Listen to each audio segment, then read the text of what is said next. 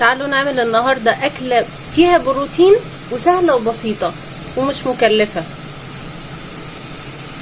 معايا بصلايه زي ما انتم شايفين كده مقطعه في الكبه على ايديكم وكراهات براحتكم، وحطيت زيت وحته سمنه. ممكن تستغنوا عن السمنه دي تبقى على قد الزيت بس، او الماده الدهنيه دي ترجع لكم. هشوح البصله تمام، ولما تدبل معايا هنشوف هنعمل فيها ايه. معايا كبد وقوانص غسلها كويس قوي ومقطعاها زي ما بتغسلوا الفراخ كده بالظبط. هنا البصله بدات تدبل معايا زي ما انتم شايفين. هحط لها حته تومه، ممكن برضو تستغنوا عن التومه بس بتدي تيست عالي قوي. مجرد بس ما التومه تتشوح وتطلع ريحه. معايا هنا القوانص والقلوب هحطها الاول لان هي بتاخد شويه اكتر من الكبده. هحط لها فلفل اسود،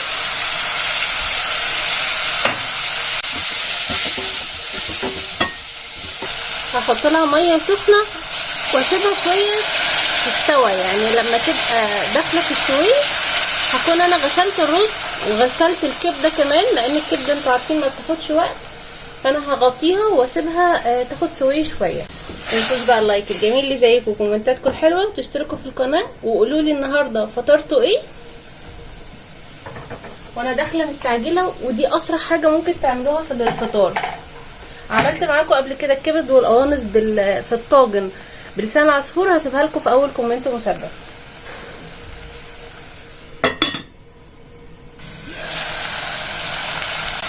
هي اتشربت الميه واستوت شويه. نحط بقى الكبد،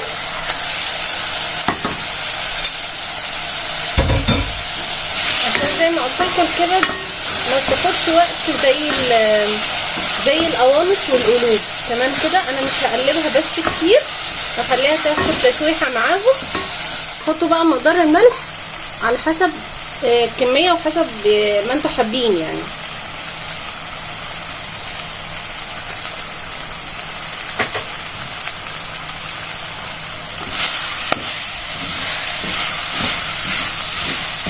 نشوح الرز مع الماده الدهنيه بقى والبهارات. شموا ريحه بقى، انا عايزاكم بقى تشموا ريحه خطير يا جماعه. لازم تجربوه، ترجعوا تقولوا لي في الكومنتات وقولوا لي طريقتكم ايه في الكبد والقوانص، بتحبوها ازاي. عملتها معاكم بكذا طريقه. اكله عيش زي ما قلت لكم في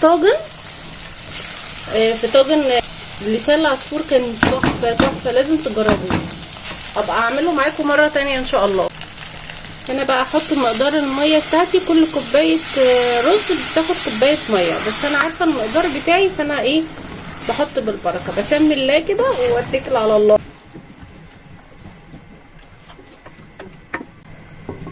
هسيبه بقى على نار عاليه لحد ما الميه تتشرب معايا، وبعد كده هحطه على نار هاديه، او لو في شياطه هتبقى تمام قوي. بس ده المقدار بتاعي المظبوط.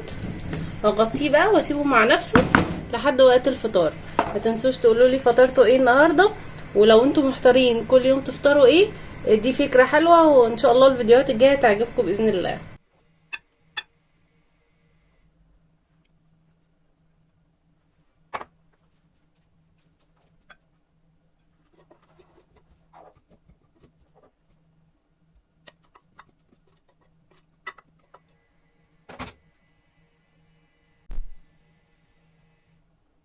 رمضان يعني قمر الدين.